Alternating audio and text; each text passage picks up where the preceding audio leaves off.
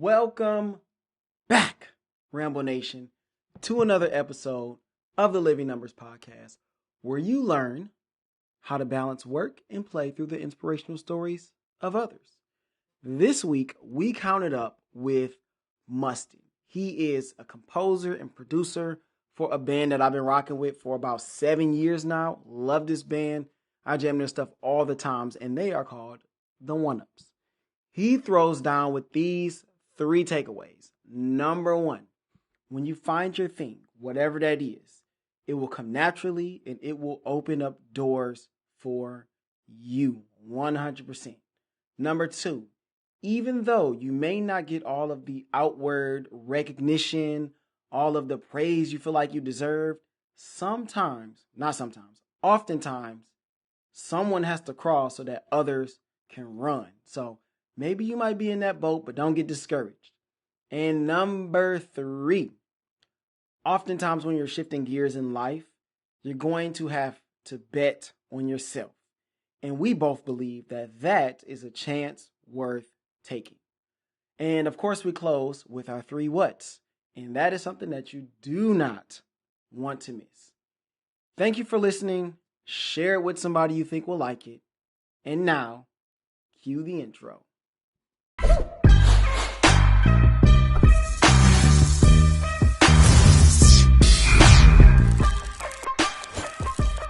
Of course, when I have somebody on for the first time, I have to give them a wonderful introduction. So, hailing from Bentonville, Arkansas, our guest is a part of a wonderful band that I am a huge fan of. They performed at the Penny Arcade Expo, also known as PAX, MagFest, where they put on an amazing set that I watched a couple days ago, where they played a lot of stuff that I recognize. They've been featured on CNN, MSNBC, you all know who they are, and numerous other outlets of print and digital media. Did a little bit of homework here. Bassist, composer, and leader of the One-Ups. I present the man with the one name, Mustin. Say hello to the people. Hello to the people. So, That's a dad joke. Before I jump into our first number, I would just say I discovered the One-Ups, this band, probably around 2016. I went back and looked at my playlist that I put all their stuff on. And the first time I added it is in October 2016. So I've been jamming their stuff for a while. And I reached out to Mustin after watching a bunch of their stuff. And then I just thought, man, maybe I could get him or anybody on the show. And thankfully, he replied back and now he's here today. So I'll kick it into our first number. And this is the 16-bit era. Okay. And that began on October 30th, 1987, according to the internet. So the question above all questions, how did you get into video games? Was there something that you played first that kind of clicked in your mind? Like, I kind of like this. Did somebody introduce it to you? Give us the background. I don't really remember. Ooh. I just know that I had a Nintendo at some point. Mm-hmm. I want to think that I can remember opening it and remembering the styrofoam. But I don't really remember the circumstances and stuff. Mm-hmm. I just know that I was at least 9 years old because I know I didn't have a Nintendo until I was in Arkansas. Before that, I was in Chicago. Except when I was born, I was in Arkansas. And then when I was 9 months old, I packed my bindle and a baggie full of Cheerios and I moved to Chicago. But I ended up back in Arkansas when I was 9. At some point in there, I got a Nintendo. And I just loved playing the games. I, at one point, was offered the choice between 2 games, and one was Faxanadu and the other was Super Mario Brothers 3. And I remember just mulling over it, and I picked Mario 3, and I am so glad that I did because I went back and played Faxanadu, and I'm like, there's a couple of awesome pieces of music in here, but this isn't my type of game. But right now, I mean, I played Mario 3 like this month. I know I did because I played it on the Switch, and Wow. that's just a timeless, awesome game. But I know I had a Nintendo, but at some point I got that Super Nintendo, and that was the system. That was the one. That was the one that solidified who I am as a person, a father and a lover. Ooh. 16 bits, baby. One of the few games, because I didn't really play, I didn't have a Nintendo, but I was over other people's homes who had Nintendos. One of the two games, of course, Super Mario, Duck Hunt. Did you ever have Duck Hunt? Yeah, I love Duck Hunt, and everybody had that CRT, so it was just so easy to just put the daggum gun right up next to the screen. But I appreciated trying to go back as far as that cord Mm. would allow. But yeah, Duck Hunt was a lot of fun, and I did always, I always wonder, like, how does this work? Right. Like, I just never really I've always been fascinated by how do some of these technologies happen. Okay, so let's jump into Super Nintendo. What are the games that first come to mind that you remember staying up all night playing? The first situation that I remember is I got my Super Nintendo, but it was pretty late after everybody Hmm. else. And I took it in Super Mario World and I went to a friend's house, but my friend had a friend over and it was not my friend. So you know, like Uh-oh. the dynamic of the one friend in the middle who has two friends that don't know each other yet. And that other friend brought his Sega Genesis, and they were really jazzed to play Streets of Rage 2, Oh, which was awesome. yes. And so that was like we were just taking turns on that. But then they had also rented this game that they were playing, and I was like, look, man, if we're gonna use the Super Nintendo, I want to play Super Mario World. They're like, bro, that's old, dude. We're playing this game. It's awesome. And it was just a bunch of freaking reading and crappy little graphics moving around and Ah, stuff. And I don't know, like some knights and some, I don't know, magic people or whatever. And then they finally like passed out, but I was like reading Nintendo Power magazine or something, and they passed out. And and it was then on. whenever they woke up, they must have seen like quite a sight because I was sitting there with that controller glued to the TV, and I'm like, yo, you got to see this, dude. The Cecil guy became a paladin, and we got all this magic, dude. I got hooked on Final Fantasy 2, man. Final Fantasy 4. I had no idea, man. I just like fell in love with the music, and like once I actually sat down and started Hmm. reading all the stuff that was actually happening, I got hooked on it, and that's still to this day tied for my favorite after with Final Fantasy 6. I just love those games so much. It's my jam. And shoot, Final Fantasy still going strong, like 20 something games later, if you add the remakes, but technically Oh man, 16. yeah. And I just saw two different girls I follow that got PlayStation 5s gifted to them so that they can play the new game. And I'm like, dang, man, I have a PlayStation 2. Whoa. We're playing PlayStation 2 in this house, man, playing God of War on Are there. you serious? You don't have not even the PS4? No, man. No, the newest thing I got is the Switch. We have three Switches in this house Okay, somehow. fair. Um, but I mean, you know, sometimes they don't have the most newest and awesomest games on there. So, Um, but it's great though. It works great for someone like me who is old hat and just old in general and likes to get in there and pull up the Super Nintendo and the Nintendo. And then, you know, they recently added the Game Boy, which was like the day they added that, I got on there and I got Link's Awakening because that's one of the most important games in the world to me. And then I beat it like just it's it's game on. I love that game so much. Yeah. Man, but PlayStation 2, man, that that took us to a whole different place. PlayStation 2, I mean, I remember it was always sports. So Madden, I was just gonna say, I don't I don't care about any sports ball. I will watch boxing and yeah. MMA, but any other kind of sports ball, whether there's balls or not, I don't care. Except sitting down, I must have put like hundreds of hours passing the controller back and forth with whatever girlfriend I had playing SSX Oh Triple. I don't know yeah. what it is about that game, dude. And anyone I've tried to play since, like Three or Blur, Hmm. nothing is as good as that one, man. I don't know what, like, it's a magical soundtrack, the funnest characters, the goofiest freaking tracks. I don't know, man. That's my jam No, right Tricky there. was good. So did you play Cool Borders on the first PlayStation?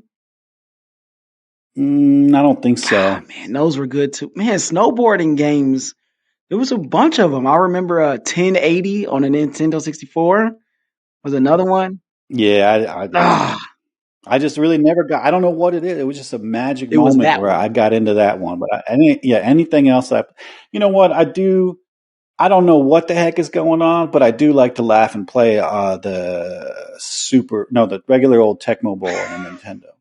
That's that thing, man. Just the sounds and the music, hot, hot, hot, hot. It's just funny, man. That's one sports ball that I can get down with. Oh man. Okay, so if you had to choose a system, I mean, it will probably be easy for you. But if you had to, you'd only play one system, from here until forever.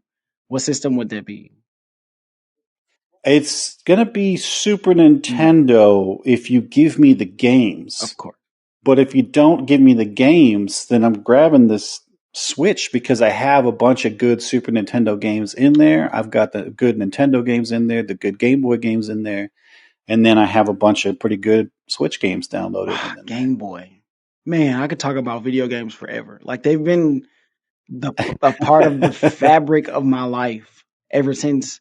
Like for me, when the Super Nintendo came out, my older cousins, my dad, my uncles, they were playing the games. I was too young. I was relegated to watching. Right, there was no getting on the sticks Mm-hmm. for us until like Sega. I want to say Sega when I'm thinking we moved back to Detroit.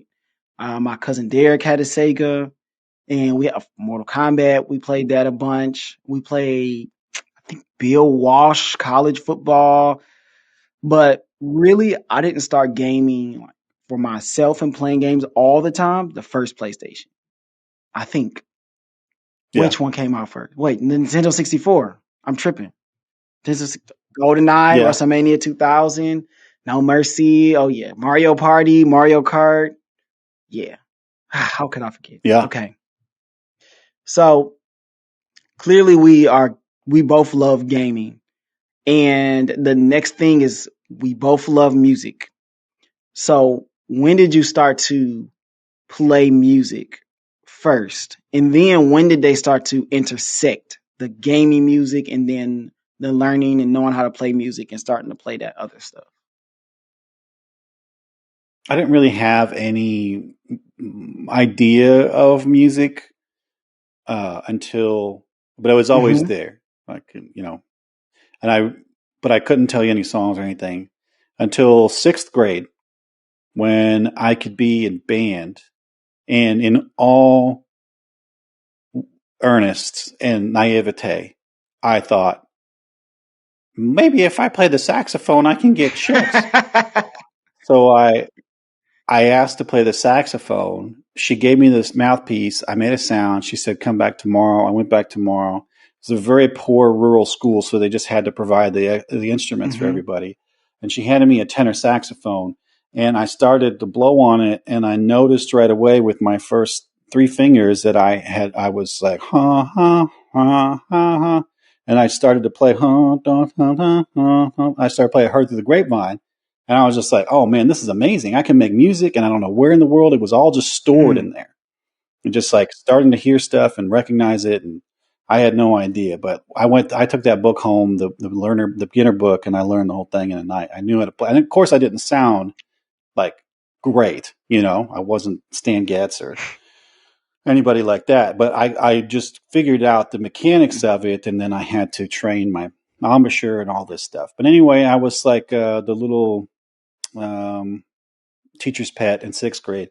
And then I moved from rural Armpit, Arkansas to Fayetteville. And Fayetteville is the town where the Razorback. university is, and there's a lot more, yeah, a lot more people and all that. And but they had a junior high, and so you had to start playing music in junior high. And if you wanted to play saxophone, they put you through the ringer playing the clarinet. Well, I show up and I already know the saxophone, so I get to join like the varsity band. Ooh. And me and four other kids did that, which kind of put targets on our back and also made us cool to some real nerds.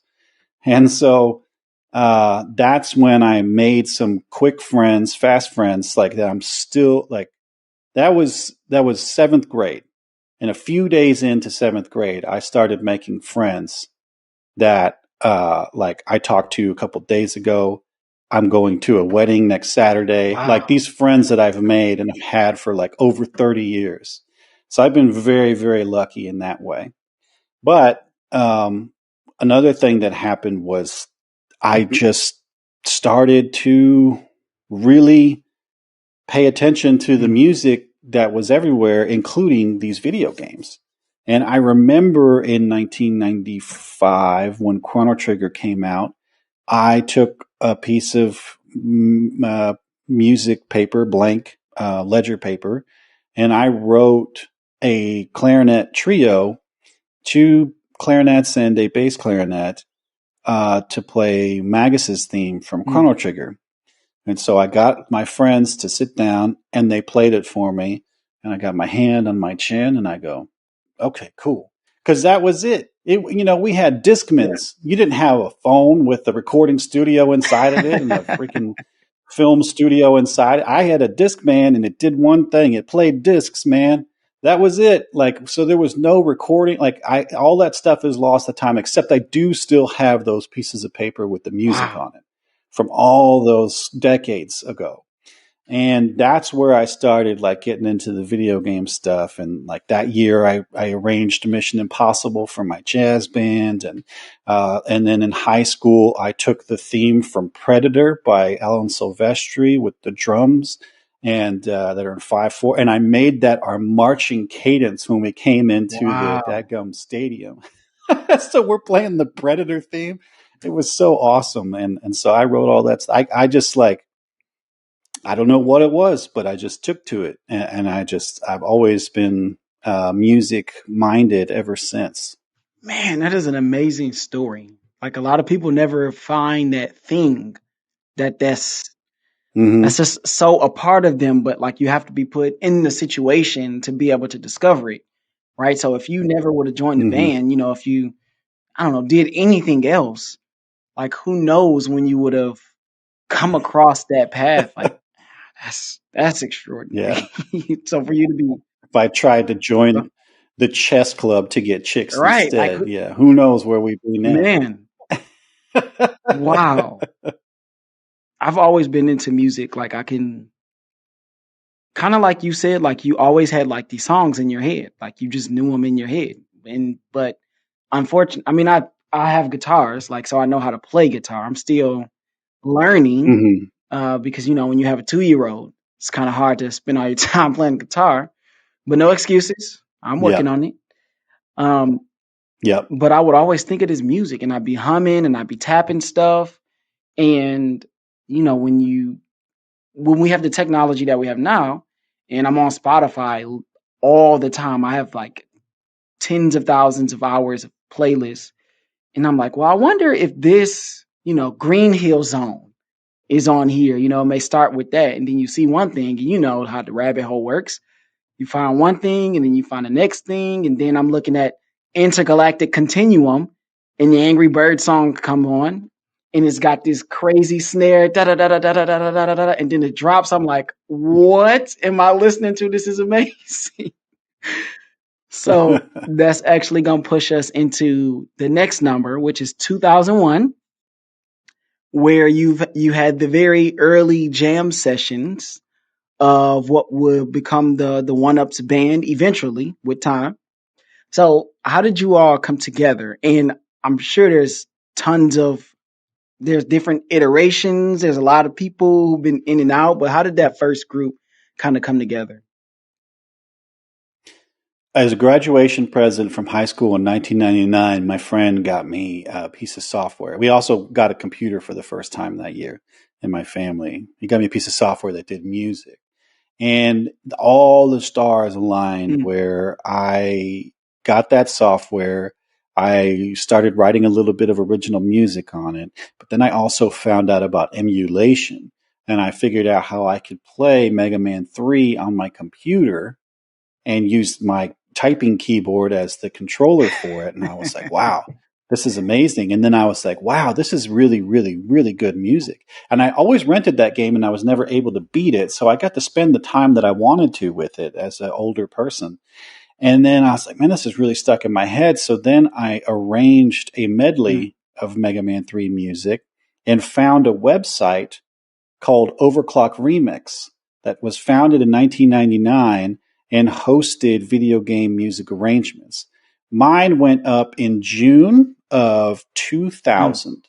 My first video game arrangement that I had made like digital, not the clarinets playing, but like the real like a recording. It's terrible, but I love it. But it's like the first thing that I did that was like number 67 or something or 87 something. It was in the first 100. Now there are almost Wow. 4,500 video game music arrangements on that website. And so I got into this scene and we're on IRC chat or whatever it's called. And I've made all these friends that I'm talking to on AOL Instant Yep. Messenger.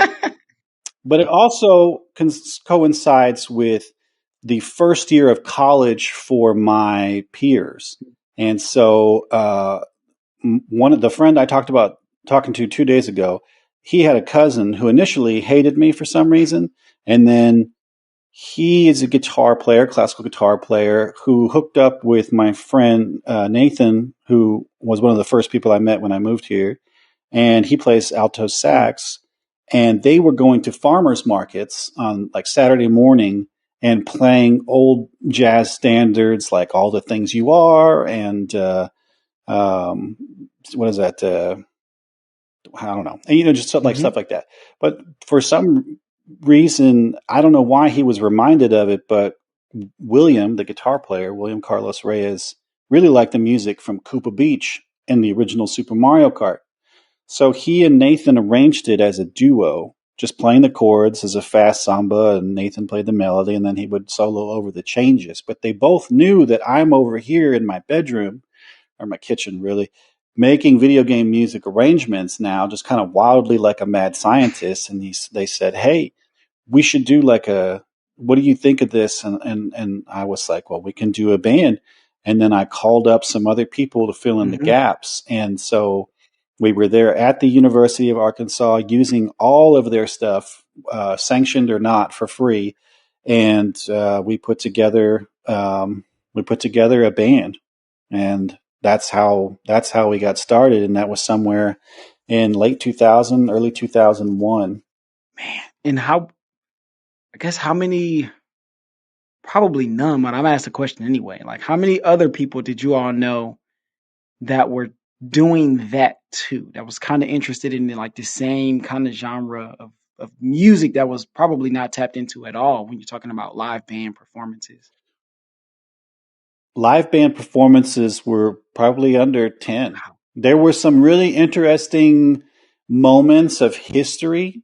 Um, in 1992 or Mhm. 3, the band Mr. Bungle played Mario a Mario 1 and 2 like medley on stage in LA, and that was recorded. And then another band, dang, I can't remember the name. They did a medley of some. Oh, they took a Mario 2 Mm, theme and did it like just jazz style. I think they were called like Super Bucks something or whatnot. But there were these instances of what you would call real mhm, bands out in the big cities that were doing these things, not unlike what um, me and my nerdy internet friends were doing. But there were some actual kids getting together and doing stuff in Gainesville, Mm. Florida. Um, there's a band called Select Start that was in 2000 or 2001. It was like two violins, piano, flute, bass guitar, guitar. So it's like really kind of like a chamber style Mm-hmm. music. So it's classical, if you would call it classical. And then there, in Sweden, there was a band called Game Over, and they actually would write lyrics and put lyrics on it. And they did Punch Out theme, just like real hardcore, and had lyrics on it in English and stuff. There was another band in Sweden that was called Neskvartetten, and they pretty much exclusively played jazz, like real jazz Mm-hmm. arrangements of Zelda tunes, and they're all every single one is just Man. fantastic. They're using a Hammond B3 organ, jazz guitar, bass upright or electric, and drums, and it's just and then a saxophone sometimes, and then it's just like so good, and they were fantastic. And this is all 2000, 2001, some of 2002. But the big one that is still around is called the Mini Bosses. The Mini Mm. Bosses formed after in 1999 a duo called the Genova Project formed up in Massachusetts, I think. And from the ashes of that, a couple of years later, the Mini Bosses were born, a 4-person band that was a faithful arrangement performance of a Mm. Nintendo. So the Nintendo can only make 4 channels. There's a noise channel, which is, and there's the bass one that's going, doom, doom, doom, doom, doom, doom. And then you have these 2 square waves that are doing the melodies and Mm. harmonies. So their 2 guitars, bass, and drums covered that. And so they have they learned the Nintendo music exactly as it was and played it to their best Wow. ability. And the Mini Bosses have been around so long that their children are getting on stage and playing the music like with them or in their stead. They have bred They a have new they band have mini to bosses. to yeah, it's that you replace them. It's incredible. So if not for the Mini Bosses, we would be the longest running video game band. But the Mini Bosses are still doing their thing. God bless them if they're out there. So there were some things, but nobody was doing what the One Ups Mm. did, playing real laid back boleros of Super Mario RPG music with the haunting depressed trumpet, or playing a fast samba of Super Mario Kart, or just doing more of the Latin Mm. jazz, smooth jazz, R&B. Like we were doing different things, whereas we had a lot of mostly metal and then a little bit of a straight ahead jazz, which we didn't do as much, but people use jazz as this moniker, much to my chagrin, to explain everything that's not metal, that's not pop, and that's not rock or country. Everything else is jazz. Mm. So there was there was a lot. It was a lot easier to get heard back then, but the sheer talent that exists now is absolutely Mm. fascinating because we were scrappy and we crawled so that people now can Yeah. run, but man, these kids have got the polish. Of course, we didn't have these tools Oh. that they have such easier stuff, but that doesn't mean that we're better or anything. It just is like a different universe we existed Yeah. in. So it's wild, man. It is just wild. So it sounds like there are tons of classical elements and parallels in this video game music that anybody who's just, I guess, listening offhand and you don't tell them that it's video game music, that maybe they'll go, "Huh, that's pretty good," or "I understand where that's coming from." Would you say that that's true? Oh, Mm. absolutely. 3 nights ago, the one of the most prestigious venues in the United States is the Hollywood Bowl, and there was a huge video game music concert there with the Hollywood Orchestra and the choir, and just they sold out the place. Scores of thousands of people are there to see um, this orchestra, which they do have some Hmm. footage. Which my band was the first to do that. They do have some footage up, and then this is I don't know. I honestly I know Hades. They played Oh man, Hades. that stuff's great. I think like a Call of Duty thing. Maybe it was Riven. I honestly, it was the list. I had no idea what it was. It was all like newer Hmm. games that I just don't really know because, like you said, with a 2-year-old, you lose a lot of time. But then, like kids are still they continue to be time succubuses.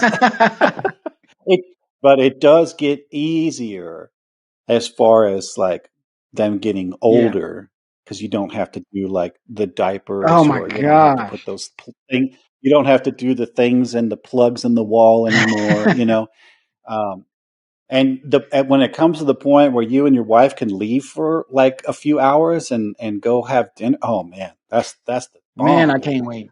dude. Um, It's a good spot. If she's gonna freak out the whole time, you're like, baby, it's fine, baby, it's fine. And then you go home early, you skip on the ice cream, you get back, the kid's sitting there looking at the iPad.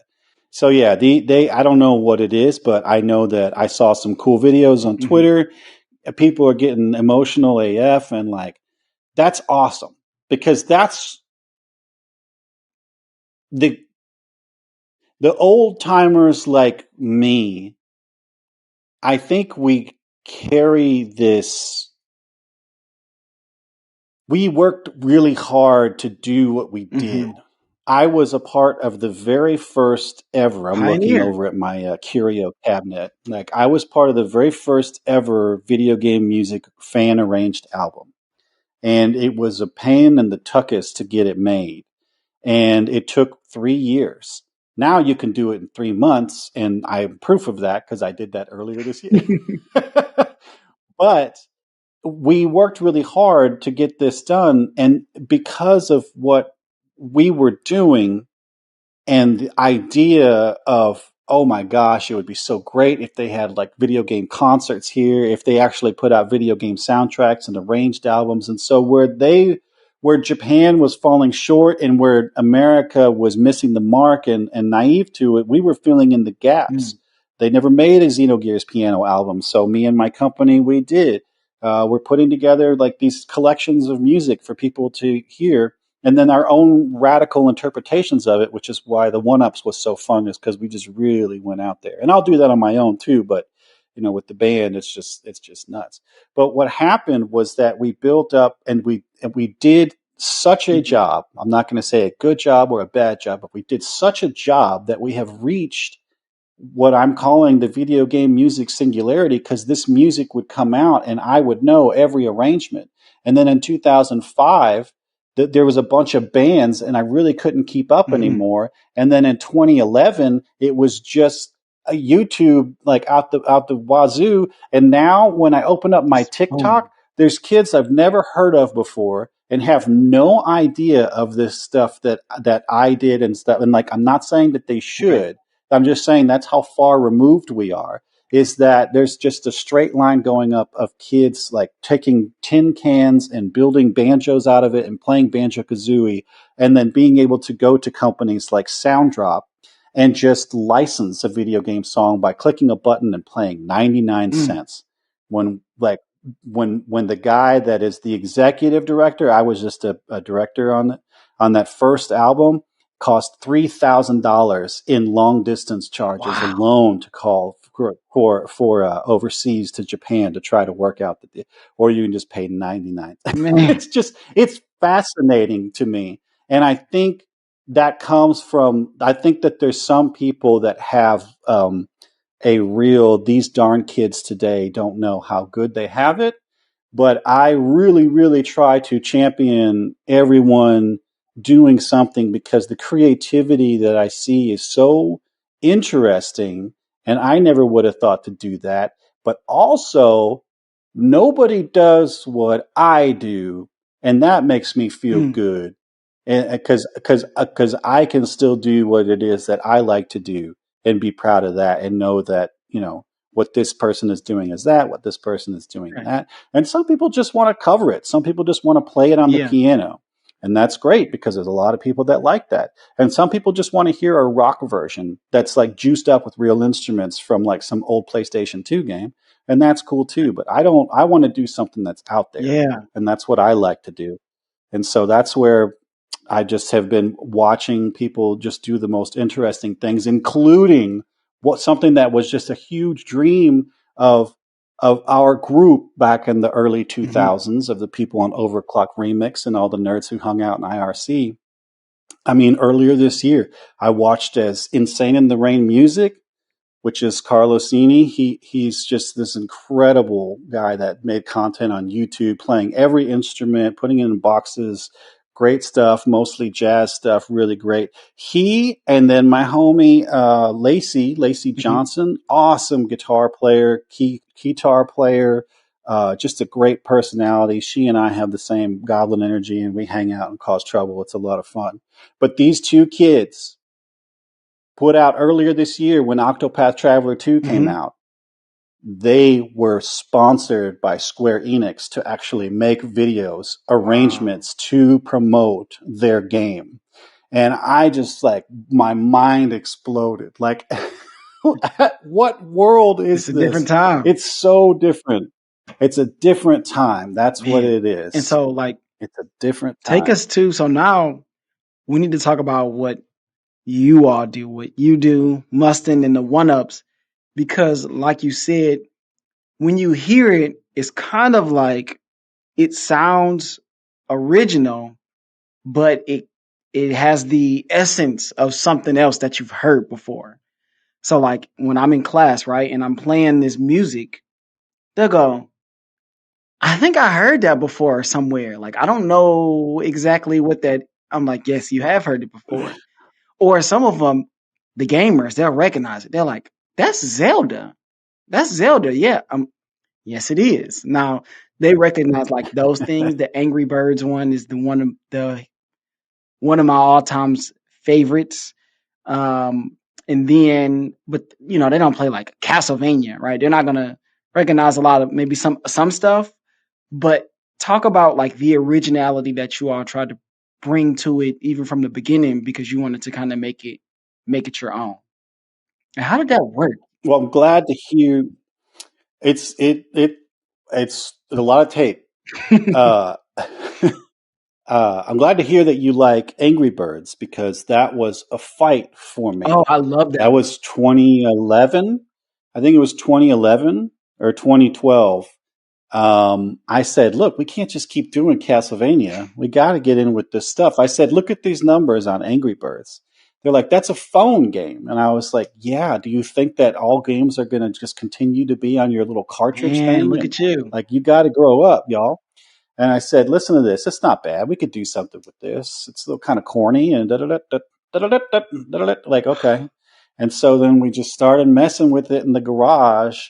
And that's kind of what I think is probably William Carlos Reyes and his like, his Oh my, the guitar rhythms guitar. are so like interesting because it's like dun dun dun dun dun dun dun dun dun, and he just has like these things, and if you get a good groove going and you know what the chords are going to kind of be, you can kind of put whatever melody you Hmm. want over it and then you just mess with it. There's something about this band that has always been sticking it to the man. It's been very punk despite not being punk. The first album had everything. It had hip hop, it had jazz, it Punk. had Yeah. funk, it had smooth jazz, it had bossa nova, it had rock. Like it all had all the it had metal. We did Bowser's Hmm. theme from Super Mario 64. I remember I played a 7-string guitar on that. That was awesome. Sounds like but it was good. And it was just different. It was something interesting to us, and some of them are pretty faithful Hmm. arrangements and some of them are kind of Like out there. aquatic And that's ambiance. how it's always. Yeah, aquatic ambiance is just a real nice groove. And that was what, 2004.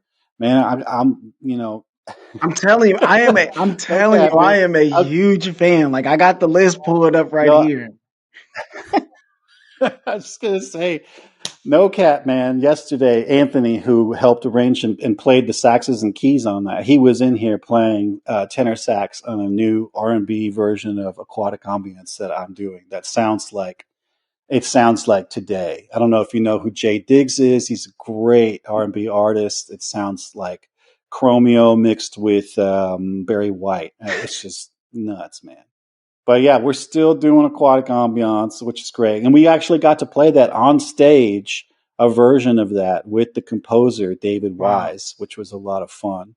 And I'm trying to get him involved in this new Donkey Kong Hmm. thing I'm doing, but we'll see what happens. But somewhere there where we then I think on volume two had some more faithful stuff and then some more out there funky things. Toe jam jamming. Um, Da, da, da, Toe da, Jam, da, da, da. Oh, and then we just did a Super Mario Kart album, man. and there was some weird stuff on there, but also some faithful stuff. But whenever we lost our violin player, which was after Volume Hmm. Two, and then we lost Anthony, the sax player, the guy I was just talking about.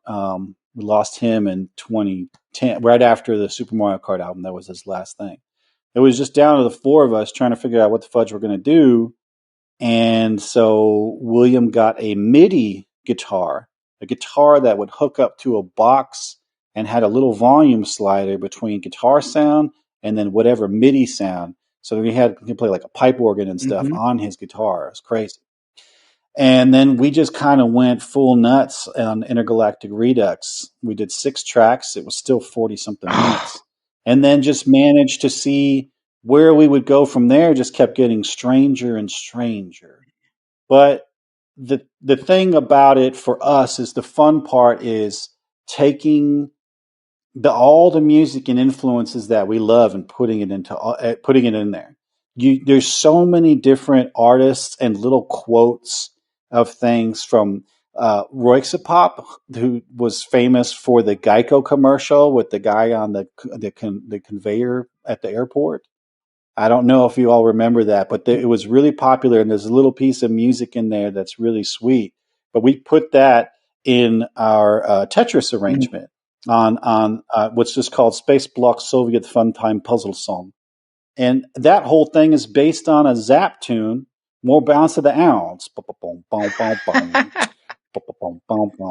It's just like it's that beat, but we just do it fast, and it's just like really inspired by that. Uh, all these, I mean, it's just there's so many things. Hall and Oates. I know I put uh, what is that? Pure Imagination from mm. Willy Wonka and the Chocolate Factory. I put that in a Plants vs Zombies too. Like it, and we put Terminator 2 in everything. We put that in all this music. It's like in 4 or 5 tracks. It's ridiculous. But it's just about making us laugh. And what we found is that our audience is made up of the smart Mm. weirdos who get it. And that we are the other bands' favorite band. We always see all the other bands in our crowd at the show because they're to see like what weird thing are they going to do? Yeah. Are they going to mix the Beach Boys into Super Mario Odyssey? Like Mm. let's find out, and yeah, in that Super Mario Odyssey, we put what is that?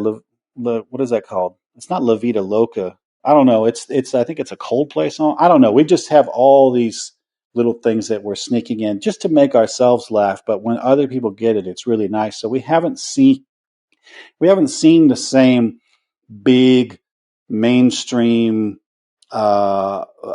breakout that some of the other bands have Hmm. seen. Uh, but we have our audience, and it's a very, very interesting audience, which is really exciting for us. Yeah, and y'all are the innovative ones. Like you said, y'all are the ones where the big guys go. Well, let's check out the one ups because we know that they're doing something that's gonna be different. That's gonna be a little bit out there. They're going to take the risks, and Yeah, that's how you come up with and great like stuff. there was a lot of firsts. Exactly, you got to stick your neck out there to do something different. We were the first band to make like a traditional music video for Mario Kart or Mario Circuit. We went and we got access to our local go-kart track for Mm. free and I saw that did this video. really wild stuff of using we had to move this like 1,200-pound cart to a different tracks because it's a two-seater so that someone could drive and that the other person had the camp, but you never see that cart, because of editing and everything. And it was just a lot of fun. It was wild, man. And that video was made by a person that's a friend of mine that's a pretty well-to-do director Mm. now. And then, like I kind of said earlier, I used to lug, I think it was a 36-inch CRT TV to gigs, and then this little portable DVD player that was made for cars. And I put my Nintendo and Super Nintendo, because that's pretty much all we played back then, plugged it into my computer with this little box, and I recorded myself playing video games, and I was terrible at it. And so I always died, and that kind of became a fun joke in the shows. But I did all this and some titles and put it together. And keep in mind, this is like Mm. 2003. There was no YouTube. There was nothing to rip video footage of. You had to do everything Yeah. yourself.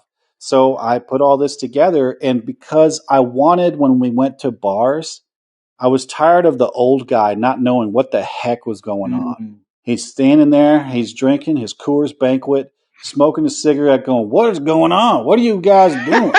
But when I set down the TV and then I had it next to me on my key or my bass guitar, like I could push the button and then it would change and I'm like boom, boom, boom, boom, boom. And you'd see Mario go into the castle in Super Mario World, and then he'd be like, and then after we break for a set, come sit down and go get a Hmm. drink and go to the bathroom. And he'd be like, you're all playing that music from that game, huh? And I said, yeah, that's there to help. Like, if you don't know what's going on, you can see it. But if you remember, or you just like jog your memory, like the nostalgia of seeing it all together. He's like, that's pretty cool. Y'all young people doing that's pretty cool. That's pretty cool. And so like that evolved to now every time we play, there is a Yeah. full like edited video that's like done really well, and that my boy Jose the Bronx Rican does for me. And he just makes these great videos so that you can walk into a show, not know what in tarnation is going on. You see all this stuff, and it's like some kind of Dracula Hmm. thing. And your friend next to you is like, dude, this is Castlevania Symphony of the Night, man. This is like the best. And you're like, oh, I didn't play that game, but this sounds pretty good. I'm going to go buy a CD and give Mustin $100. Go get the Sweet. vinyl. That's right. Okay.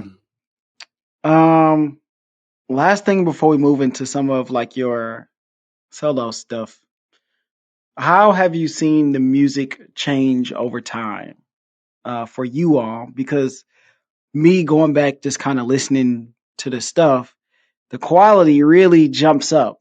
From volume 1 to 2 to 3 to 4 as you move on, and then you talk intergalactic, not continuum. What was the Redux? An area. I mean, y'all are Redux. just Yeah. full steam ahead. So, do you ever felt like you are, or when did you feel like y'all turned the corner professionally, like as a band, but also, as far as recognition and being able to get gigs and playing at festivals and stuff? The sound definitely changed after Super Mario Kart because that was the last one that I that I mixed and mastered. At that point, it was a pretty much a lot less acoustic instruments because we were all plugging in except for the Right. drums. So, and then we paid our friend Frank, who still does almost all of our Shout out to stuff. Frank. Um, yeah, Frank goes by Diggy Dis. He lives in the Netherlands, and I still work with him after like 20 something years. He mastered the album I put out this year. That's where it took a change because I noticed whenever in on that intergalactic Hmm. Redux, which was 2011, I think. There's a Zelda Link to the Past tune that is like real slow. It's not real slow, but it's got this boom, dum, dum, dum, boom. But it's like one of my biggest influences is the Neptunes. Oh, And the Neptunes is a couple of super producers that make pop hits like you've never seen, oh man. yeah. They did Signs with Snoop Dogg, It's Beautiful with Snoop Dogg, Slave for You with Britney Spears. Like just in the early 2000s, 2000 to 2005, like they had 80% or something insane of the radio hits playing at the same time was their music. And they had a very distinct sound, which is what made it so Oh desirable. yeah. And it was just different than what was going on before, but it was so infectious. And I love that. And then once I heard that, like I subconsciously did that in my groove for this Link to the Past, just like boom, boom, boom, boom, that little off syncopated. And I was like, man, this sounds like it could be a Neptune's Yeah. jam. Like this is amazing because dude really knows how to mix and master, whereas I was like not at that level. And that's where I think that the quality Mm, changed. And it's been pretty consistent since then. Up until 2006, we our first show was September 28, mm, 2002.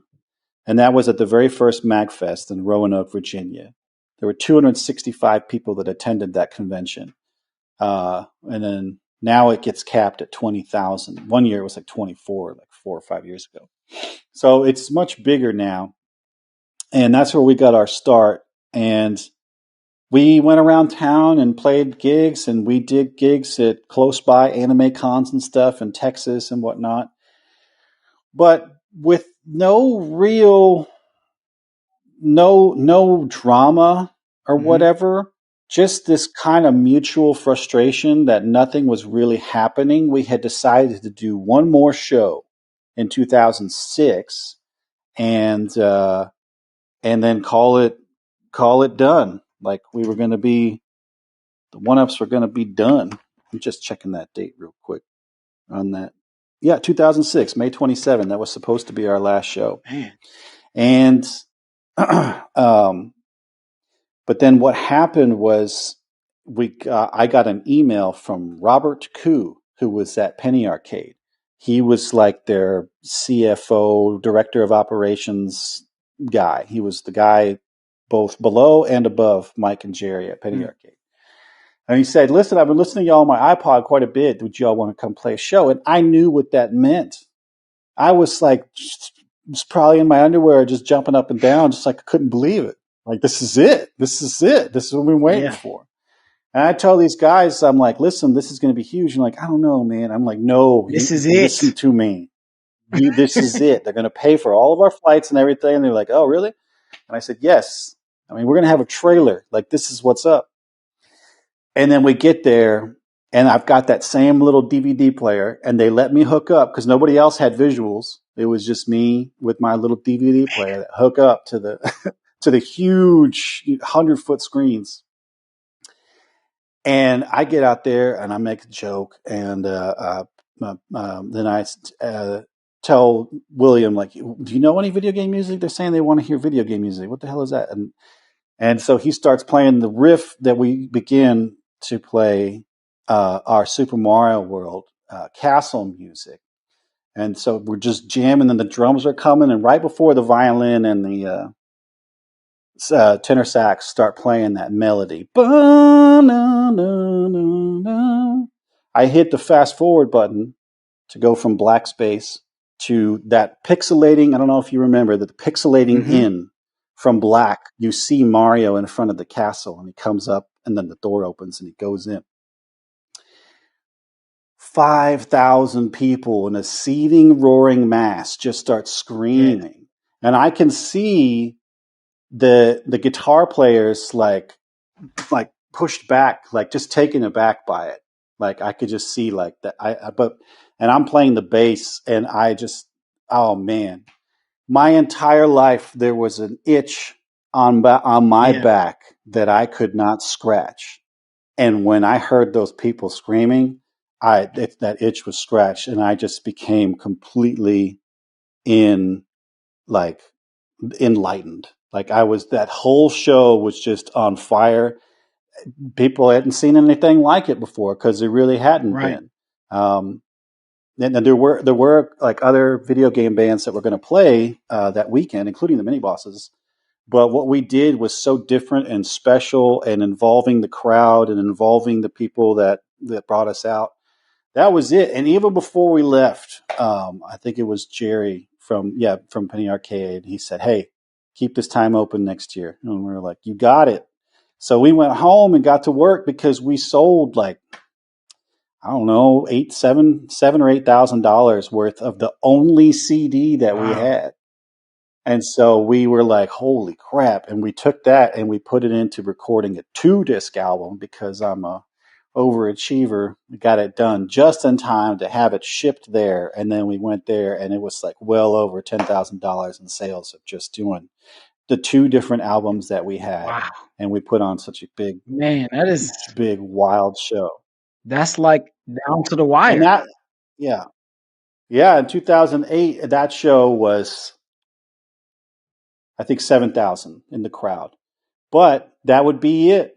We haven't gotten anywhere close to that, including when we got to play on stage with Yoko Shimomura, the composer of Street Fighter II, sitting at the piano and playing her music, and we're backing her up as a band. Wow. That was still only like 1,200 people. And that was like the venue, but who knows like who would have come out if it was. I don't think we even sold it out. So like, who knows? But that all that has really dwindled. I think that's like a lot of music industry stuff anyway. It's hard to get people out. The pandemic happened that changed a lot of people's attitudes. But like we saw a few days ago, they packed the Hollywood Bowl to see orchestra music. Yeah. Um, but there are bands that are like, I would rather watch several other bands perform than my own. And it's like this past summer, I got to see Steely Dan for the first time. Wow. Steely Dan has been a favorite of mine since I was like in There seventh you go. grade or something. Love Steely Dan. A19. Yeah. I think Steely Dan. Asia is, yeah, Asia is like the best album ever, and it's like 7 tracks. That's what I based my last album off of. The World is Square. I was like, I only have 8 tracks, and I was like, well, it's one more than Asia, and we got the same playtime. Now the music isn't as like wow, but it's still, I was happy with it. But anyway, I got to go see them, and I just got to chill on the lawn and watch. And it was such a great show because they were so smart in coming out and just doing a big hit. And then after that, Donald Fagen, who's the leader and keyboard guy, then they play a B side, Mm. hit, B side, hit, B side, hit. And there was like the whole night. I was like, this is awesome. Yeah. Because I know as a musician, if I have to get up there and play the same daggum track every single daggum time, I'm going to lose my mind. So being able to like put in other stuff, I'm sure was a lot more Yeah. Those. interesting for him than just playing Hey 19 for the 19,000th time. So I know that my band doesn't have the hunger Mm. anymore. After 20 years, Man, that's nice. like 20 years, we're not as hungry. And I see these other kids that are just tearing it up. And I would be more interested in watching Mm. them. But when it comes to the arrangements, I do still love what we do, very much so, Because y'all just because it is, did a yeah, album that last year. expression. Yeah, we did a live we did a live one. We put one on there that we used to play it back in 2001, but we had never recorded it. So we did a Castlevania Vampire Killer live and put that on there. But that was an interesting gig because it came from GitHub, Mm. which is, like the software company thing, and it was one of the best paying, most easiest gigs we've ever done.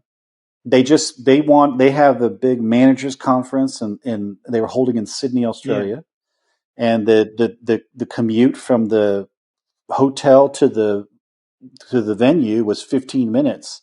And they said, we're doing 3 of these days, will you get us 3 15-minute sets that we can play on the bus to and from?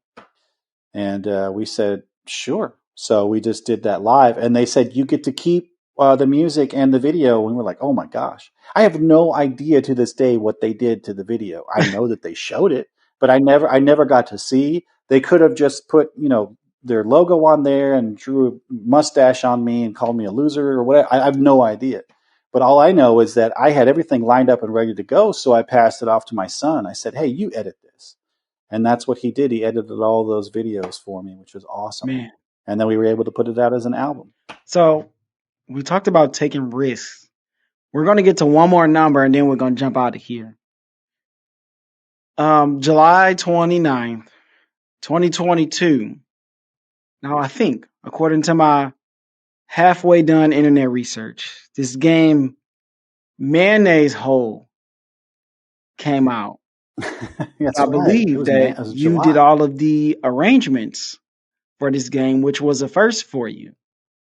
So, how Yeah. was that? From going from the 1UPs, 20 years holding it down, to now being able to kind of get your shot to do it, I guess, by yourself. My guess also is that you had some of your guys with you to help you record, but I'm sure it was a different kind of process, doing it solo. I was approached by the company Fangamer. I had a long-standing relationship with them. They started off as an Earthbound fan website called starmen.net, and then they started making fan-made unlicensed merchandise, and now they're a huge multi-million-dollar company that does like everything for Double Fine. They're licensed by Konami to do Silent Hill and Oh, man. Namco to do Katamari Damacy. I got to do like the actual sanctioned video game arrangements for Sunset Riders. I love that game, Sunset Riders. The arcade, Super Nintendo, played the fire out of it.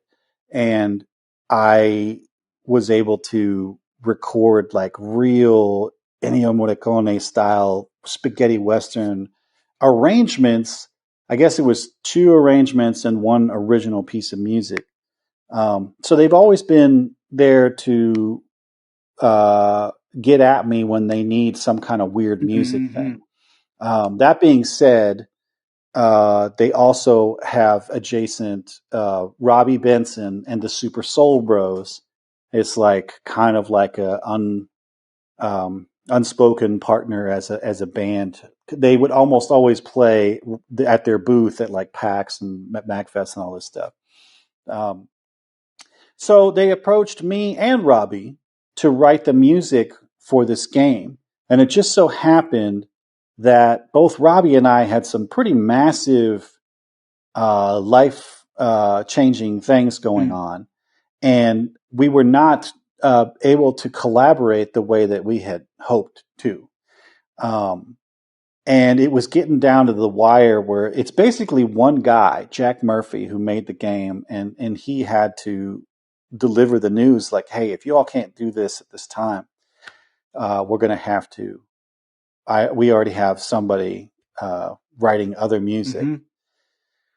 And I said, let me call you as soon as I get off of work. This is like 3:00 in the afternoon. And I get home and I'm in my driveway and I call the dude and I was like, just let me do it. I love Robbie and just let me do it. I'll get you a track tonight. I'll get you a new track every single night. And sure enough, man, I did. That night I did. I already had written the credits theme, which was how I got the job. He was like, we want you to do this stuff. We're like looking for some like cheesy like 90s infomercial kind of music. And so I made a little more 80s, and then I did some like making fun of James Hetfield, Metallica guy, mixed with just those 80s guys that would sing like this.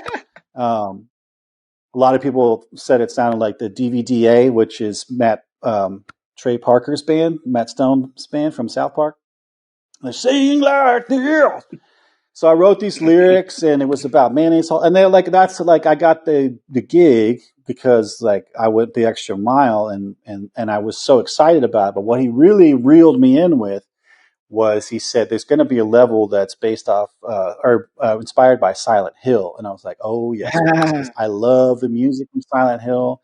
I like the games that I've played and the whole mythos, and I was just it was exciting. And that wouldn't happen until way later, which is a real bummer. But but like I said, I went home and I wrote a theme, and he was like, "This is great."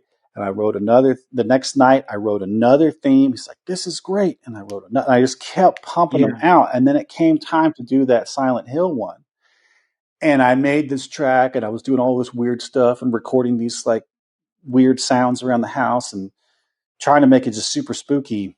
And I sent it to him, and he's like, "Dude, this is awesome, but it's too scary." I was like, "Yes."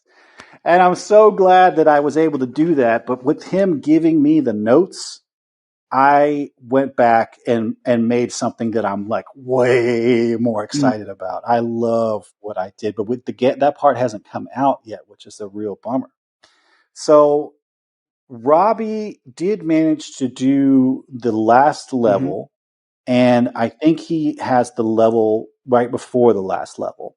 But everything else is composed by me. Oh, and then the main melody of that last level is the melody that I wrote for the beginning, right? So it's like he's using that melody. But anyway, that's how it ended up. That I've got everything else so far, and this can all change. And if he wanted to do something, it could. Like we could figure it mhm, out.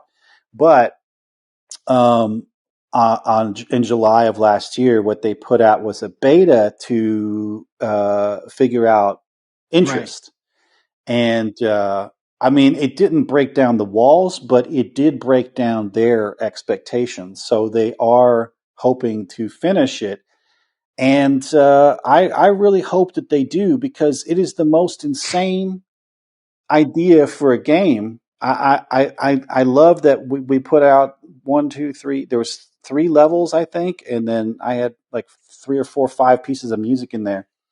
And I got to just really do what I love to do, which is write melodies. Mm, When I was growing up playing Mega Man, um, I get to Dr. Wiley and to his castle, and I'd be excited because the music. I'd be like, Doctor, Doctor. I would just be singing songs, and you would make up the words based off how well you were doing. Like if you're just like trying to like I'm going to kill you. I'm going to kill you. You're playing Contra and you keep dying, and you're just like, I keep on dying. Like you just keep like adding you're writing words, when you're a kid based off of what's mhm, happening because you're so invested in it and the music has got you. It's grabbed you. That's where I get lost in a lot of the newer stuff. And it's not, I mean, I guess I should say more of the orchestral, ambient, the stuff I like a strong right. melody. Not that I don't listen to stuff that like that. I mean, I like a lot of the chill hop and it doesn't have to, but I like a strong Mhm, melody, and so I got to write these melodies that are very yeah. singable, and I've even heard it on people doing the tests to the testers, just making up their own words, and I'm like, yes, I have succeeded. That's what I wanted. That feels so good, and I don't know if and when I'll do this again Right. because they wanted Mustin. Mustin doesn't want to go out and try to be the next Final Fantasy Mm, guy or try to be the next Gran Turismo guy or whatever. I don't. That's not my right. bag. But if somebody wants my sound, that's the thing I get excited about because there I can really shine. I mean, literally, only one note was this is too scary, and I mean I'm just so lucky that happened because I just hear the horror stories of people trying to write music for companies and they're like, Yeah. could you add a little bit of French horn and perhaps that will be better. Like, oh my Yeah. god, that sounds no. I don't want to do Man, that. having that creative freedom is just It's great, man. You Awesome. know, because you can do what you want, and they're like, we know who you are, we know what you do. That's what we want. Bring the whole Mustin. Yes. Okay, last part, the three whats, and this, I mean, this is great for me. I'm good. Um, the three whats. I do with every guest, and you can go however long or however short you want with these. Gut feeling. All right. So, what number one? What's an opinion that you have that would be considered unpopular? Breath of the Wild sucks. Oh, all right. Well done.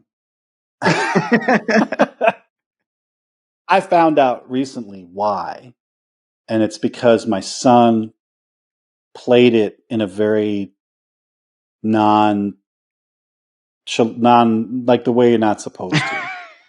And so when he got it on Wii U, I was excited. Like he was there with me at PAX South. It was his first con to try. He was dressed up as Link.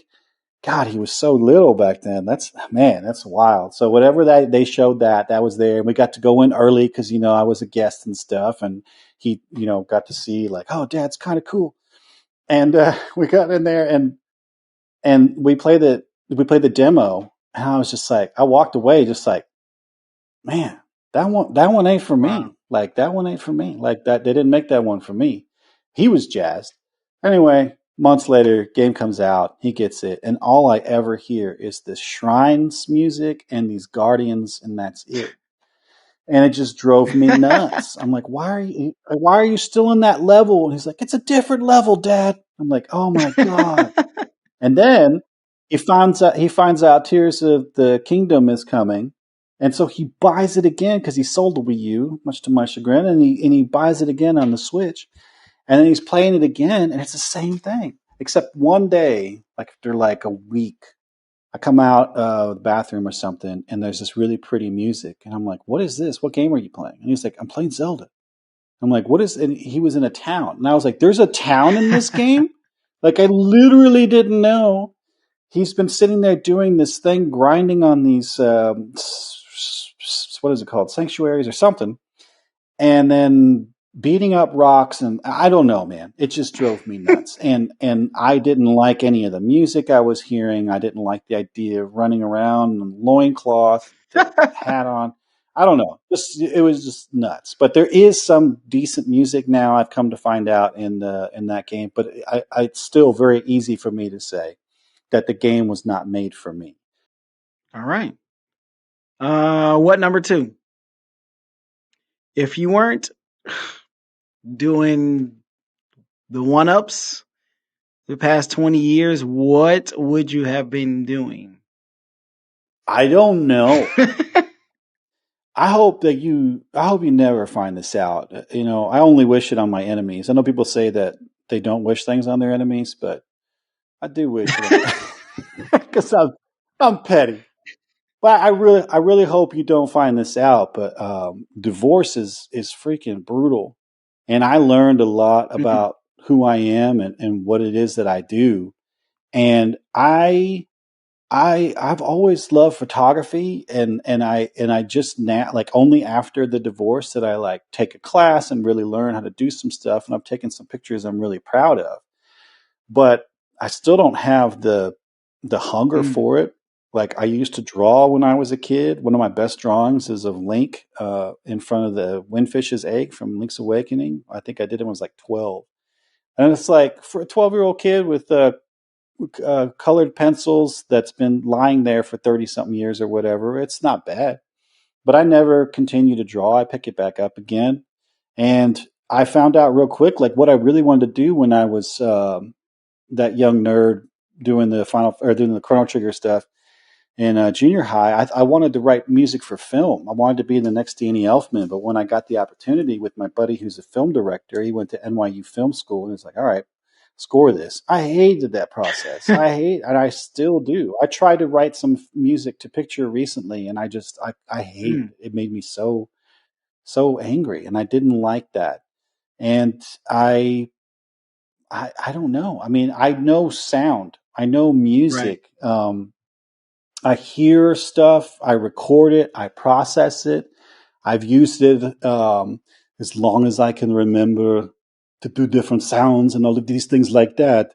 And then from there, I do different sounds, and and I like to read the story, and I just go through and I take all these sounds, and I like to do it. Like I just go like I can take Get out things of and be able here. to manipulate them, and I can do all manner of different accents down here in the South.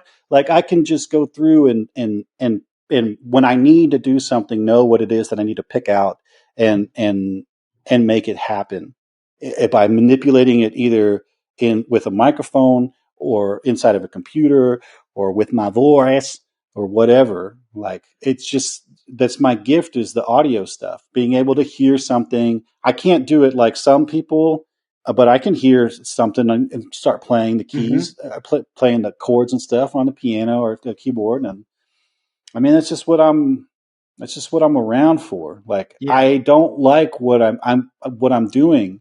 I'm not good at it because I don't love it. I could be better at my job. I'm so tired of spreadsheets and I just want to I just want to find a way to do stuff with music. You know, the one thing that's been consistent, and I pointed this out, or I realized this somewhat recently this year, is that people have always asked for my help, and I cannot remember saying Mm, no when it comes to like, how do I do this? I've been in a lot of thank yous of the CDs for bands that have made music or people.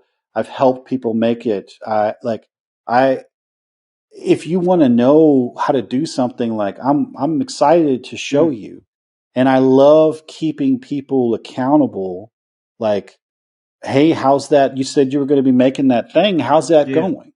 Um, and reminding people of something that they've done that I've found to be inspiring or important. If I could do something now, I would love to travel and talk. I did a panel for the very first time at Mm, VGMCon, which was in April, and it's in Minneapolis. And I got up there and I talked for 80 minutes, and it was amazing. I walked in a minute late, which is not like uh-oh. me. But when I walked in, it was full. It was full, and the walls, people were standing. It was amazing. And even with almost 15 minutes of technical difficulties because the computer was in Russian, we had to figure all this stuff out. But even still, I managed to keep them there. And I would love to be able to capitalize on that because I've had a lot of people tell me that one of their favorite parts of the show is that what's Mustin going to do? I love I love being an entertainer. That's what I love to Okay. do. Like I walked in a minute late. There were people in almost all the chairs, and there were people up against the walls. And we're going and we're going and we're going. And then at one point, I talk about failure. And failure is a very important thing to Mm, embrace. And it's important to bring it into your life and see where you can improve. But when it's not truly a failure, if there's something that you love about it, and the poster for Intergalactic Continuum just continues to make me happy every day. It's perfect. It's exactly what I ah, wanted, but the album completely it's tanked. amazing. It was the worst. It's the worst album as far as like, if I can go and look at all 100 and something tracks on Spotify on the numbers that behind the Hmm. scenes, almost the entire album is at the very, very, very bottom. Wow, Out really? of the 10 albums we have out, yes, Oh it's man. just something about it did not resonate with I do it people. for the fairies. And I The said, I know, right? the guitar on that album is just ripping everything. I'm like, this is Yeah, amazing. This is so good. But obviously I like that is guitars. Tim. Yeah, that's Tim Yarbrough. And I think that's really where he hit his stride. Like he just came through on that and just, he really, from then on, he was just like he was running at 100, you know? But what was fun is that I'm telling them about it, and I said, "But I got this poster out of it, and it doesn't matter if there's no rhyme or reason to why the album didn't do well, despite the fact that I think it's good. Is that I just I put I didn't sacrifice any Hmm. integrity, and what I did was great. But everybody is here is going to benefit from it. And I moved the next slide on and I was like, because everybody here is going home with a copy of the album. Reach under your chairs, and they kind of laugh a little bit. And they're like, and then there's one kid in the front row who's like 19, and he like reaches down and he's like, "Oh, Dip, it's real." And they were like, "What?" And they all just started like laughing and cheering and stuff. How did that happen? I love that magic of like we watched him walk in late. How did that happen? Like, Yeah. I mean, obviously, I went in many hours before the panels started, and I sat there and I put on this awesome funk album by XL Middleton, and I just played that on my phone, and I went through and I taped 60 something CDs Man. into those chairs, sweating my nuts, just like, woo. And then, only for it to find that everything stuck perfectly, nothing fell off, and everybody got to get a CD and just like have a moment of like magic. I love Man. that. So if I wasn't doing the You'd be a band, magician. if I hadn't have done the band for so long, I would be doing something. Yeah, I would either be like a magician or like the saddest clown at a kid's birthday party. Okay, last one. Oh man, this is awesome. I think this is right up your alley since you want to be a public, not a public speaker, but what is that? A motivational speaker?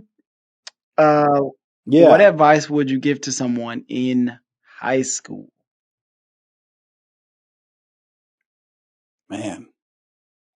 High school is so different than when I was there.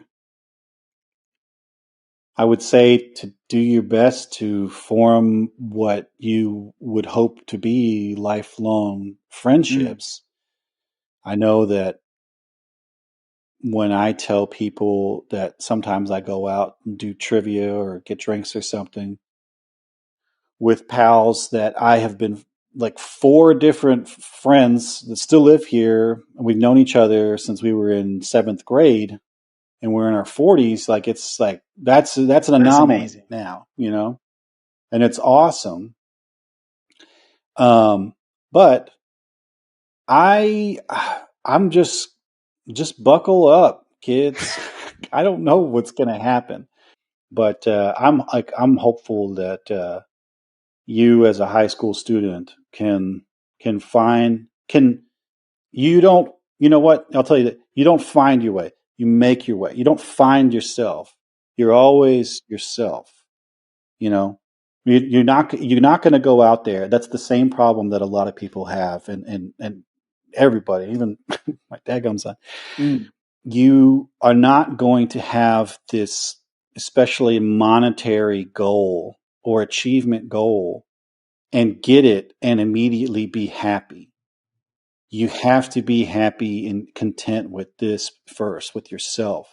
Because when you get there, you're going to be even more miserable when you find out the truth. And the truth right. is that you don't like yourself or your situation or whatever. So Mm. that's really the thing to do. Don't go find something. Find yourself. And don't do meth. That stuff is terrible. Don't do that. Don't be messing with that. If it didn't come out of the ground, don't do Oh my goodness.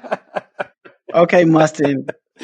This is the part where you plug it all. Tell people where they can find your music. Tell people where they can find Mustin Enterprises and everything else that you and the One Ups do. I'm on Twitter at Mustin, Mustin.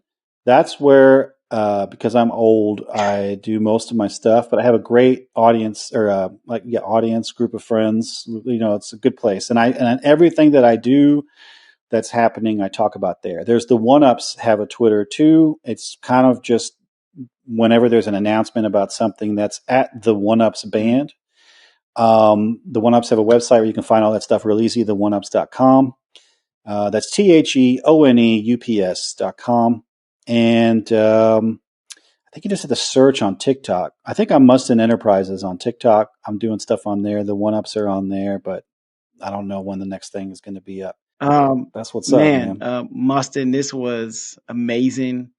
It's definitely my longest interview. So congratulations. Thank you.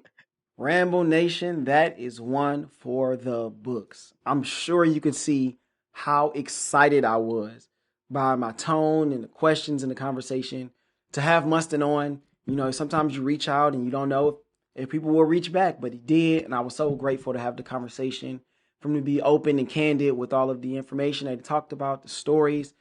So if you are looking for more conversations like this one, then definitely check out the Living Numbers podcast, dropping every Monday. And you can stay in touch with the community through the IG page. That's where I post most stuff, at the Living Numbers podcast. Subscribe for the behind the scenes episodes. And I will see you all